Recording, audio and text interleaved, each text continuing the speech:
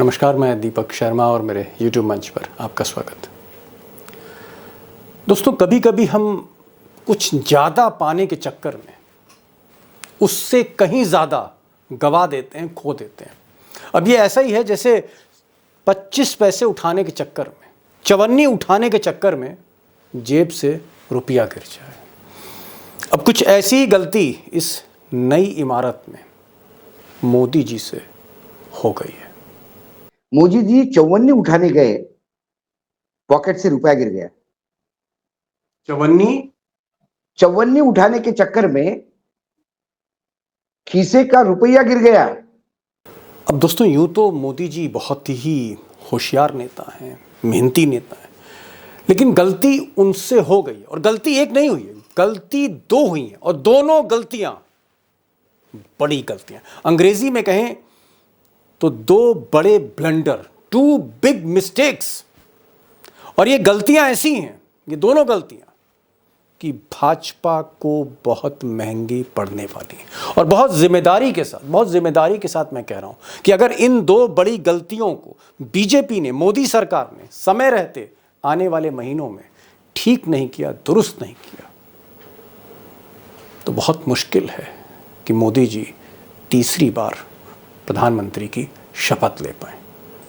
अब ये दो बड़ी गलतियां क्या हैं, ये जो दो बड़े ब्लंडर हैं वो क्या हैं और इसका असर बीजेपी पर क्या पड़ेगा, मोदी जी प्रधानमंत्री बनते हैं नहीं बनते इस पर क्या पड़ेगा, इस पर तो मैं आज बड़ा खुलासा करूंगा, पर्दे हटाऊंगा।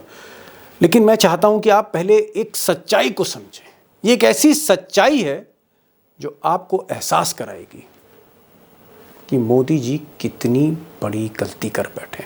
और मैं आपसे सिर्फ चंद सेकंड लूँगा, उसके बाद बड़े खुलासे की तरफ। अब दोस्तों, पहले ये जान लेते हैं कि मोदी जी इतने प्रचंड बहुमत के साथ, इतने बड़े संख्या बल के साथ कैसे सत्ता में आए और उसके पीछे क्या राज था, क्या फैक्टर काम कर रहा था, पहले उसको समझते हैं। और मुझे लगता है कि अगर उस फैक्टर को आपने समझ लिया तो फिर वो गलतियां समझना बहुत आसान हो जाएगा। एक आंकड़ा देखिए, गौर से देखिए। ये आंकड़ा मैं 2009, 2014, 2019 का दे रहा हूँ, यानी पिछले 3 चुनाव का मैं आंकड़ा दे रहा हूँ। अगर 2009 का आप आंकड़ा देखेंगे तो बीजेपी को तब 116 सीटें मिली थी और वोट शेयर पर खास ध्यान रखिएगा, वोट शेयर था 18% प्लस, 18% से ज़्यादा उस वक्त था। 2014 में लेकिन जो अजूबा हुआ उसमें जो वोट शेयर है, वोट शेयर पे ध्यान दीजिएगा, 31% वोट शेयर हो गया, 31%, और सीटें बढ़ गई 282, 116 से 282। यानी कुल अगर आप देखें तो जो इंक्रीज है, वोटों का जो इंक्रीज है 12% से ज़्यादा है, 12%, मोर देन 12%। और 2019 जब दूसरी बार मोदी जी प्रधानमंत्री बने, फिर रिकॉर्ड सीट्स लाए, पिछली बार से ज़्यादा, 303। और ये जो वोट शेयर था इसमें भी एक ज़बरदस्त उछाल आया, 31% से ये वोट शेयर हो गया 37%, 37% प्लस, यानी कुल मिलाकर 18.56, 18%, आप 19% कह सकते हैं। 19% इंक्रीज इन वोट शेयर, 19% इजाफा हुआ, बढ़ोतरी हुई। अब ये जो 19% के तकरीबन इंक्रीज है, इसके पीछे जो सबसे बड़ा फैक्टर था वो था ओबीसी फैक्टर। जी हाँ, पिछड़ा गरीब फैक्टर। ये जो मोदी जी को मिला, यूं ही नहीं मिला, मैं बताऊंगा, लेकिन सबसे बड़ा जो परिवर्तन आया, ये जो जीत के पीछे जो सारा खेल था, गेम था, इसमें एक बड़ी भूमिका थी ओबीसी फैक्टर। और ओबीसी फैक्टर क्यों, ये भी मैं समझाता हूं। अब ये जो ओबीसी फैक्टर है, ये मोदी जी की जीत में निर्णायक क्यों हुआ। अगर आप हिंदुस्तान में वोट शेयर देखते हैं और मैं अगर इनको कम्युनल लाइंस में डिवाइड करूं, हालांकि करना नहीं चाहिए, फिर भी एक आपको पिक्चर, तस्वीर दिखाने की कोशिश कर रहा हूं। एग्जैक्ट परसेंटेज नहीं, लेकिन तस्वीर दिखा रहा हूं मैं आपको। 20% अगर मुस्लिम हैं और 80% अगर हिंदू वोट हैं, तो जो 40% है, ये जो 80% हिंदू हैं, इसमें अगर आप 21% दलित निकाल दीजिए, 18-19% के लगभग आप इसमें सवर्ण वोट निकाल दीजिए, तो जो 40% प्लस, कुछ स्टेट में ज़्यादा हो सकता है और भी ज़्यादा हो सकता है, 50% से भी ज़्यादा हो सकता है, लेकिन मोटा मोटी 40% प्लस, यानी 80% हिंदू में जो आधे से ज़्यादा गिनती है पिछड़ा, अति पिछड़ा, गरीब, 40% प्लस। और यही टारगेट किया मोदी और अमित शाह ने गोविंदाचार्य के फॉर्मूले पर। गोविंदाचार्य एक बड़े नेता आरएसएस के, जिन्होंने सबसे पहले ये एक मंत्र सुझाया था बीजेपी को। उस पर बाद में बात करेंगे टाइगर से, लेकिन फिलहाल बॉटम लाइन ये है कि 40% ओबीसी, इसको कहीं ना कहीं इसका एक बड़ा चंक मोदी के खाते में शिफ्ट हुआ 14 में, और फिर उससे बड़ा चंक 2019 में। अब दोस्तों ये जो ओबीसी फैक्टर है, यानी 40% प्लस 40% से ज़्यादा जो हिंदू वोट शेयर है, उसका एक बड़ा हिस्सा मोदी और शाह के खाते में गया 2014 के बाद, और वो खाता बढ़ता चला गया। यानी वो जो चंक था शेयर का वो बढ़ता चला गया। अब ये फॉर्मूला मोदी और शाह का नहीं था, ये फॉर्मूला था के.एन. गोविंदाचार्य का, आप आरएसएस थिंकर कह सकते हैं। और इन्होंने 90s में, 90 के दशक में अडवाणी को सुझाव दिया, एल.के. अडवाणी को सुझाव दिया कि आप हिंदू वोट बैंक बढ़ाइए। सिर्फ बामन से, बनिए से, ठाकुर से काम चलने वाला नहीं है, आपको वोट एक्सपैंड करना पड़ेगा, दलितों को भी लाना पड़ेगा कहीं ना कहीं काशीराम के कब्जे से निकालकर, और ओबीसीज को भी लाना पड़ेगा जो ज़्यादातर सोशलिस्ट समाजवादियों के पास था। इस वोट को आपको टारगेट करना है। और तब उन्होंने कहा अडवाणी से और वाजपेयी से, हालांकि वाजपेयी से बनी नहीं, कि आप बैकवर्ड नेताओं को, जो पिछड़े नेता हैं, इनको आप आगे करिए। और तब कल्याण सिंह को आगे किया गया, तब उमा भारती को आगे किया, सुशील मोदी को बिहार में आगे किया गया, दक्षिण में बंगारू लक्ष्मण को आगे किया गया, कहीं पर विनय कटियार को आगे किया, कहीं शिवराज सिंह चौहान को आगे किया गया, कहीं नरेंद्र मोदी को भी आगे किया गया। और उसके बाद कहीं ना कहीं एक सोशल इंजीनियरिंग का जो एक्सपेरिमेंट था, ये शुरू किया बीजेपी ने, जिसको मूर्त रूप दिया चाणक्य ने। जी हाँ, मोदी के चाणक्य ने। अब दोस्तों कॉरपोरेट के पैसे के दम पे और तरह तरह के प्रलोभन के दम पे किस तरह से अलग अलग जातियों से नेताओं को तोड़ा गया, जोड़ा गया, इस पर फिर कभी मैं वीडियो बनाऊंगा। मैं सिर्फ बड़ी खबर पे आ रहा हूँ कि मोदी जी ने वो 2 बड़ी गलतियाँ क्या कर दी। तो एक चीज़ पर तो अब सब हम लोग मुतमईन हैं कि ओबीसी फैक्टर एक डिसाइडिंग फैक्टर रहा मोदी जी की जीत में। यानी मोदी जी का ये जो पूरा साम्राज्य है, ये जो पूरा किला है, जिस मजबूत खंबे पे खड़ा है, उसे ओबीसी कहते हैं। मैं सीधे गलती पर आता हूं। गलती number 1, blunder number 1, mistake number 1, caste census. अब ये डिमांड थी, जो समाजवादी नेता हैं उनकी डिमांड थी, चाहे वो नीतीश कुमार कह लीजिए, लालू यादव कह लीजिए, तेजस्वी कह लीजिए, अखिलेश यादव कह लीजिए, अब तो कांग्रेस भी कह लीजिए, राहुल गांधी भी कह लीजिए, ये कास्ट सेंसस चाहते हैं, यानी जातिगत आधारित जनगणना। ये ऐसा क्यों चाहते हैं? ये चाहते हैं कि पहले हर जाति की संख्या तय हो जाए और उसके आधार पर उसको रिजर्वेशन दिया जाए। मोदी जी इस पर तैयार नहीं हुए और वो कास्ट सेंसस पे कहीं ना कहीं पलटी मारते रहे। उसको वो करना नहीं चाहते थे, पीछे हटते चले गए। अब ये इस पर आरएसएस का प्रेशर था, मोहन भागवत का प्रेशर था, इस पर फिर कभी बात होगी। लेकिन फैक्ट ये है कि कास्ट सेंसस से मोदी पीछे हटे और कहीं ना कहीं पिछले कुछ अरसे से, कुछ महीनों से ओबीसी नाराज हो रहा है, ओबीसी खुश नहीं है बीजेपी से। बिग मिस्टेक नंबर 2, दूसरी बड़ी बड़ी गलती भी ओबीसी को ही लेकर हो गई। अब कभी कभी वक्त खराब होता है, कभी कभी ग्रह दशा खराब होती, इस तरह की गलतियां हो जाती, हमसे भी, आपसे, मोदी जी से भी हो गई, और चाणक्य भी उनको रोक नहीं पाए।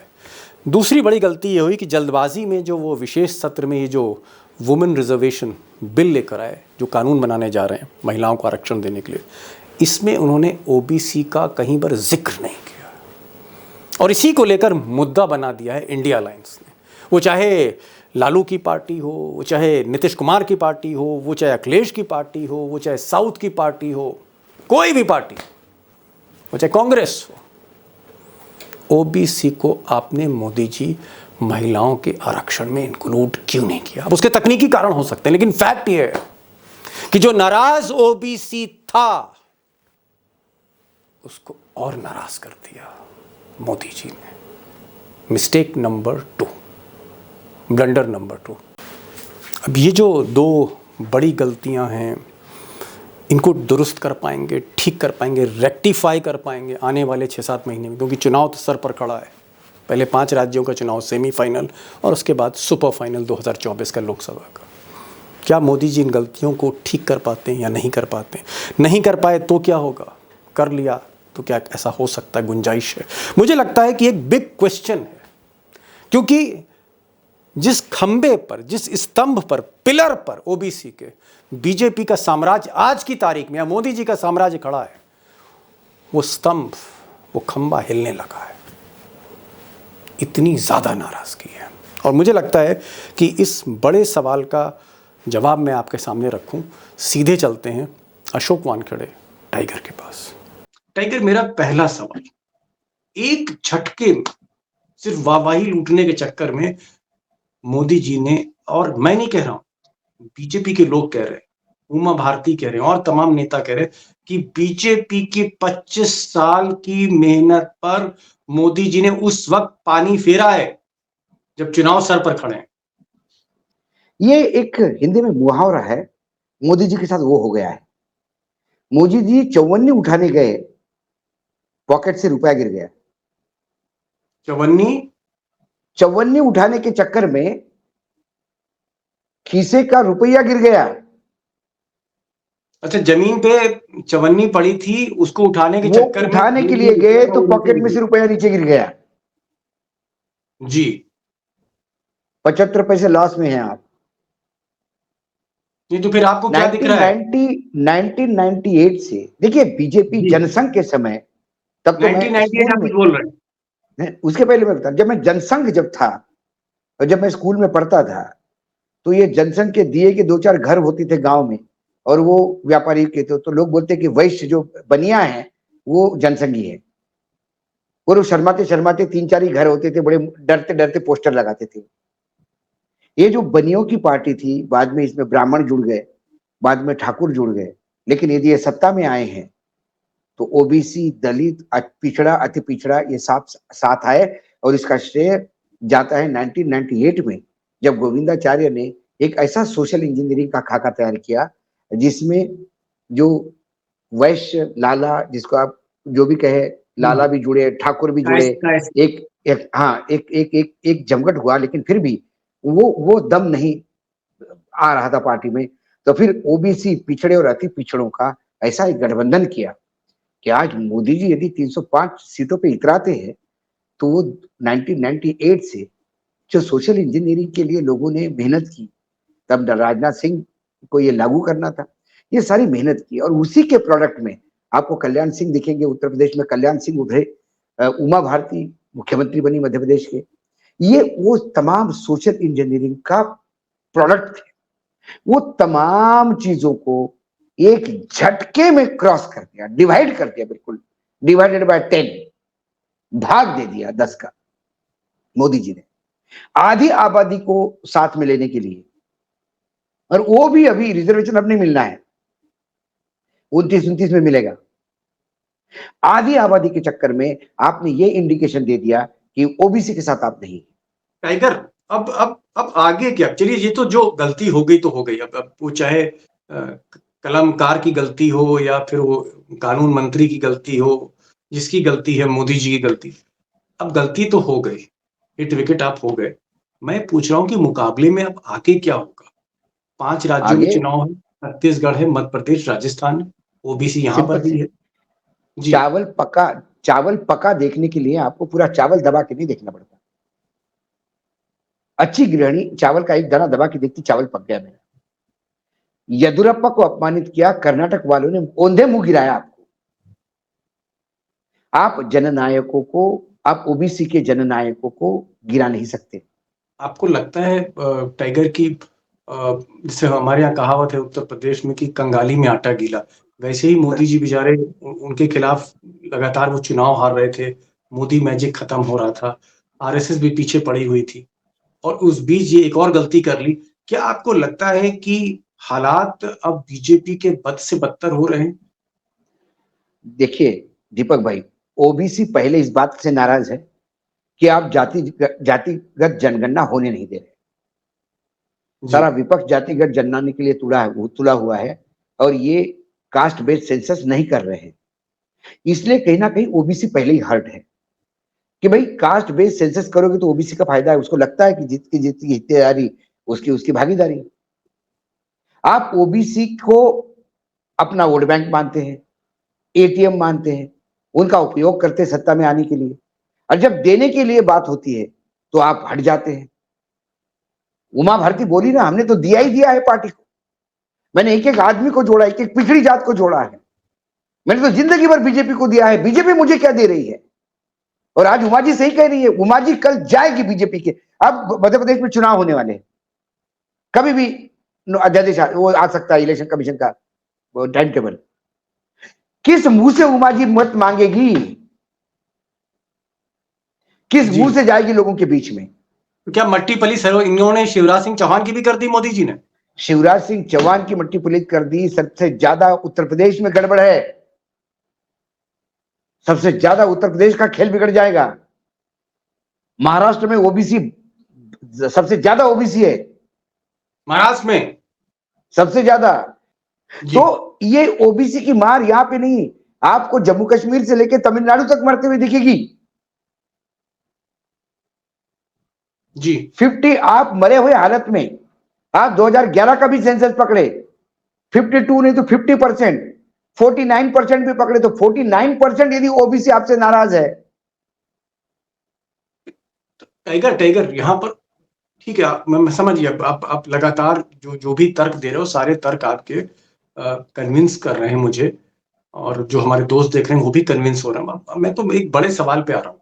बड़ा सवाल ये है कि वो चाहे नोटबंदी हो, चाहे वो जीएसटी हो, या लॉकडाउन हो, मोदी जी इस तरह की गलतियां क्यों करते हैं कि पार्टी को ही फंसा देते हैं? क्या कंसल्टेशन नहीं करते, लोगों से पूछते नहीं है, अपनी कैबिनेट कोलीग से नहीं पूछते, राजनाथ जैसे लोग हैं, गडकरी जैसे लोग हैं, मोहन भागवत को फोन नहीं करते, या फिर जो मार्गदर्शक मंडल है उनसे मार्गदर्शन नहीं लेते, या अपने बिस्तर पे शयन कक्ष पे ही मोदी जी जो सोच लेते हैं सुबह उसको लागू करने के लिए प्लान बना के लिए आते हैं? क्या है दीपक जी, मोदी जी के आसपास जो अधिकारी है वो ज्यादातर गुजरात कैडर के हैं, या वो लोग हैं जो पुराने मोदी भक्त हैं। वो मोदी जी की एक बात अच्छी तरह से जानते हैं, मोदी जी की साइकी को जान गए। मोदी जी ने कोई मुंह से निकाला, यदि उसने उसका विरोध करके बता दिया कि सर ये थोड़ा सा मुझे लगता है गलत है, तो वो हाशिए पे चला जाता है।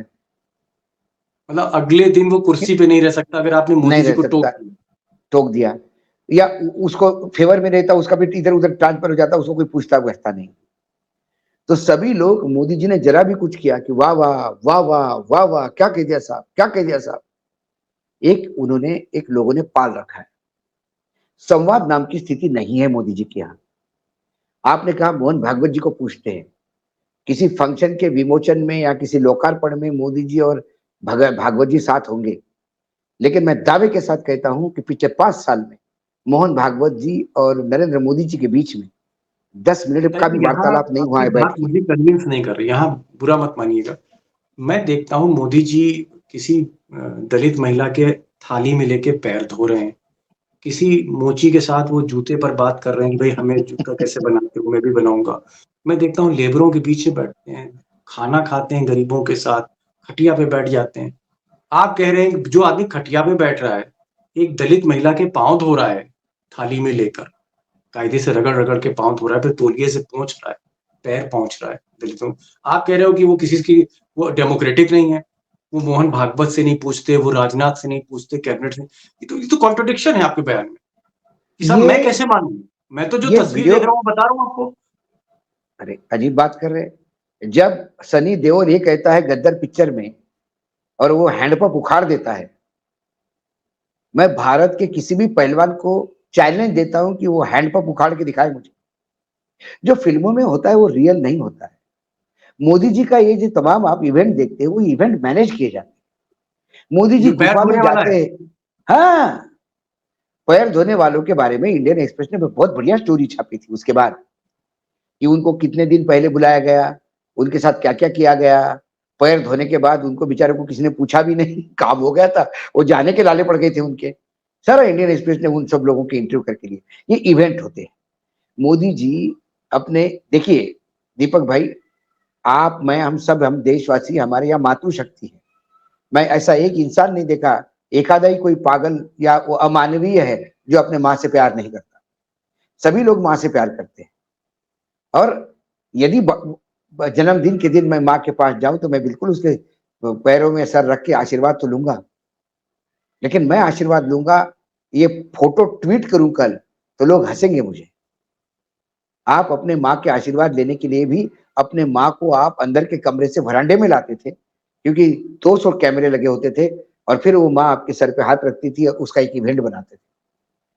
किसी बेटे का माँ को मिलना क्या इवेंट होता है? चाहे कोई भी हो देश का प्रधानमंत्री, कोई निजी भी जीवन होता है हर एक का। मैंने इस देश में पहला प्रधानमंत्री देखा, मतलब विश्व में पहला महिला ऐसा नेता देखा। आपका ये कहना कि है जो कि ये मोदी चीज, जी तो ये मंचन है, ये नाटक का मंचन है। माफ कीजिए, मैं शब्द बड़ा कड़ा यूज कर रहा हूँ, ये चलिए मंचन मान है। लिया आप, नहीं मैं निष्कर्ष निकाला, निष्कर्ष ये निकला, आप ये कह रहे हैं कि मिस्टर मोदी जो हैं वो कंसल्टेशन नहीं करते, यानी अपनी कैबिनेट से पूछते नहीं हैं, अपने सेक्रेटरी से नहीं पूछते हैं, जो उस विषय के एक्सपर्ट होते हैं उनसे भी राय शुमारी नहीं करते वो, और उनकी जो छोटी मोटी एक टीम है वो तय कर लेती है और बहुत ही गोपनीयता से, बहुत ही सीक्रेसी के साथ उसको लागू कर देते हैं। और अक्सर ये होता है कि कैबिनेट में जो मंत्री उनको बाद में पता लगता है। तो क्या कंसल्ट ना करना मोदी की एक बड़ी कमजोरी हमारे देश के प्रधानमंत्री? बहुत बड़ी कमजोरी, बहुत बड़ी कमजोरी है। और यही कमजोरी के कारण नोटबंदी, किसान कानून, लैंड एक्विजिशन बिल, जीएसटी, ये तमाम बातें लॉकडाउन फेल हुए। हुई। क्या होता है, देखो दीपक जी, एजुकेशन को लेके मैं थोड़ा सा रिजर्वेशन रखता हूं। ये जरूरी नहीं कि आपके पास डिग्री हो, ये जरूरी नहीं है, लेकिन कुछ लोग जिसकी कमी है वो लोगों से कंसल्ट करके सीखते हैं। ये बीच में जो ओबीसी का ये जो ब्लंडर मोदी जी ने कर दिया, और पहले से ही कमर तोड़ महंगाई है, बेरोजगारी और भी बहुत सी चीजें, एंटी इनकम्बेंसी है, राज्यों से बीजेपी सिमट रही है, पार्टी में असंतोष है, बगावत है। आपको लगता है कि मोदी जी के लिए तीसरी बार प्रधानमंत्री बनना अब बहुत हद तक मुश्किल होगा? ये उनकी आखिरी पारी है? देखिए दीपक जी, कर्नाटक के बाद लगातार मैं घूम रहा हूँ, भ्रमण कर रहा हूँ। कर्नाटक के बाद कई राज्यों का, इन 5 राज्यों का जहाँ चुनाव है वहां पे भी मैं, मिजोरम तो गया नहीं, लेकिन बाकी राज्यों में मैंने बहुत प्रयास किया, और मिजोरम में जी। स्थिति अच्छी नहीं है, लेकिन मेरे वहां जीवंत संपर्क है, मैं लगातार टच में हूँ। कर्नाटक के चुनाव के बाद जो एक बड़ा सेटबैक बैठा है बीजेपी, नरेंद्र मोदी जी के ब्रांड को, वो ब्रांड अपलिफ्टमेंट के लिए कुछ करने का जो प्रयास किया जा रहा है, उससे रोज ब्रांड नीचे उतर रहा है। इस ब्रांड को ही बड़ा करने का प्रयास था महिला आरक्षण बिल। वो बार बार कह रहे थे कि जिसने गोल पोस्ट, जिसने गोल किसने किया वो बड़ा हो गया। ये भले ही आप लोगों ने लाया होगा बिल, लेकिन अल्टीमेटली ये बिल पास किसने करवाया? मोदी जी ने। तो ये मोदी जी का बिल करवाया। फिर ये मोदी जी ब्रांडिंग कर रहे थे, ये उल्टा पड़ गया। मोदी जी ने हमें क्या दिया? हमने मोदी जी को सत्ता दी, क्योंकि हर तीसरा मेंबर ऑफ पार्लियामेंट यदि सांसद यदि आपका ओबीसी है, तो ओबीसी ने आपको सत्ता में बिठाया। भाई साहब, आपने ओबीसी को आप क्या उसी दिया? को बाहर कर रहे हो। आप जनगणना तक देने को तैयार नहीं है। रिजर्वेशन की तो बात भले और दूर रह गई। महाराष्ट्र में मूर्खतापूर्ण कर दिया कि बोले मराठों को हम बना देंगे कुणबी, और सारा ओबीसी इकट्ठा हो गया महाराष्ट्र में। बोले मराठों को अलग रिजर्वेशन दो, हमारे गले में उतारो उनको, हमारा कोटा मत खाने के लिए बोलो। घमासान हो रहा है सब, फ्री फॉर ऑल हो गया है, जो जिसके दिमाग में आया काम कर रहा है। जी।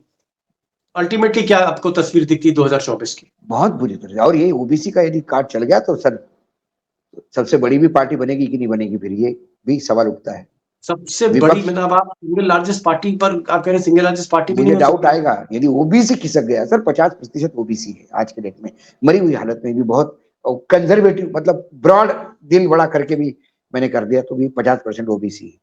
और ये ओबीसी ने ही बीजेपी को सत्ता में लाया। ये गोविंदाचार्य का सोशल इंजीनियरिंग, राजनाथ सिंह की भी जी। मेहनत थी। और उसके बाद जो, अब आज मुझे बताइए ओबीसी के नेता कौन है? मोदी जी अपने आप को ओबीसी कहते हैं। कौन मानता है ओबीसी?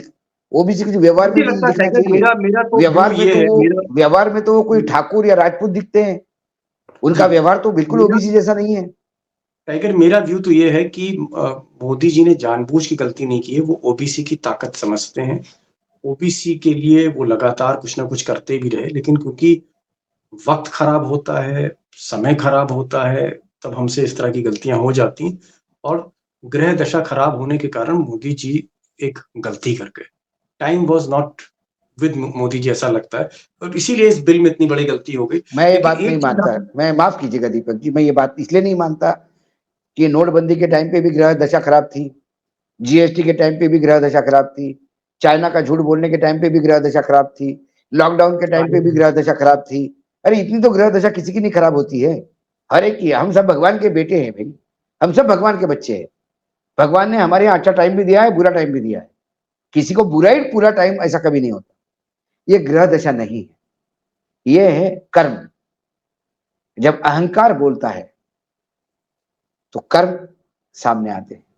या लालच में नहीं तो आपने कहा कि चौधरी। इंद्रजीत जैसे लोग भी, जो पूरे विश्व को, तीनों लोगों का स्वामी, तीनों लोगों पे अपनी धाक जमाने वाले रावण, जो शंकर के असीम भक्त थे, इनसे बड़े भक्त कोई नहीं। और ऐसे ज्ञाता जिससे कोई ज्ञाता नहीं हुआ, वो भी आदमी तमाम ज्ञान होने के बाद भी संगीत 64 कलाओं का विद्वान मात खा गया ना, अहंकार की वजह से, कि ये अहंकार। शुद्र मानव मेरा क्या कर लेगा। यही अहंकार था ना। जी चींटी भी हाथी को मारती है, और यहां तो चींटी नहीं है ये, ओबीसी तो अपने आप में हाथी है। जी। कहीं ना ये कहीं अपनी ये अहंकार में, कि मोदी है तो मुमकिन है वाली बात में, तो मोदी जी को अभी इन कव्वालों से थोड़ा सा डर के रहना चाहिए। ये जो है ना, हाँ जी हाँ हम चापलूसों भी को देखिए। देखेंगे, हाँ भाई साहब ठीक है ठीक है, इनमें से एक आध को तो बोलना चाहिए कि भाई कर्नाटक हार गए मूर्खों। कौन बोल रहे थे जरा खड़े हो जाओ, कर्नाटक जीत जाएंगे करके। भाई साहब आप है तो कोई चिंता की बात नहीं, मोदी जी आएंगे तो सब ठीक हो जाएगा। बुला उनको सबको। ये मोदी जी के ऊपर लाइबिलिटी हो गए। मोदी जी ये आप हो तो चापलूस हम है। जीत जाएंगे। अरे तुम क्या कर रहे हो? मोदी जी कब तक ढोएंगे इनको सबको? नड्डा जैसे लोगों को जिन्होंने हिमाचल हरवा दिया। बताओ। अध्यक्ष है, पार्टी के अध्यक्ष है, ये आशीर्वाद मांग रहे थे कर्नाटक में, लोगों ने उनको खुद को आशीर्वाद नहीं दिया। हास्यास्पद बात है। और एक मोरल होता है, हिमाचल हारने के बाद राजीनामा देना चाहिए था। चलो इस्तीफा देता हूं, मैं बाहर निकलता हूं। मोदी जी अब मैं जब हिमाचल जीत के आऊंगा तभी आपके सामने आऊंगा। ऐसा कोई मोदी जी के पास नहीं है, क्योंकि मोदी जी ने लोग भी ऐसे ही सिलेक्ट किए। इतने बौने लोग साथ में रखे हैं, उनसे कुछ ऊंचा विमर्श किया नहीं जा सकता था। नहीं तो मुझे वो नागपुर का अधिवेशन याद है बीजेपी का, जिस नागपुर के कार्यकारिणी में सुषमा स्वराज अटल जी के सरकार पे जो बरसी थी, फोड़ के रख दिया था खड़ा होके कि क्या चल रही है सरकार।